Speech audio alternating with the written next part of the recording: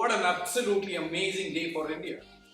The PMI number, which shows the strength in the economy, is shooting up. The GST collections are again back at 1.3 trillion rupees and our exports are shooting up. And on top of it, the Prime Minister delivers a very strong message at a global forum which increases the confidence of all the investors.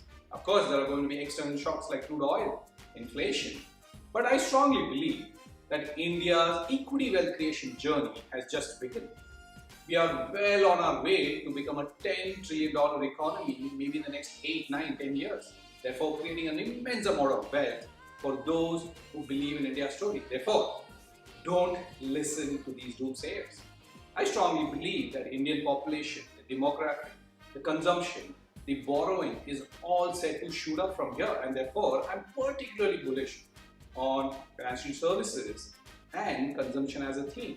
I'm sure you have figured out your best themes. I wish you a very happy Diwali and a very prosperous new year ahead. My only request this Diwali is stay invested.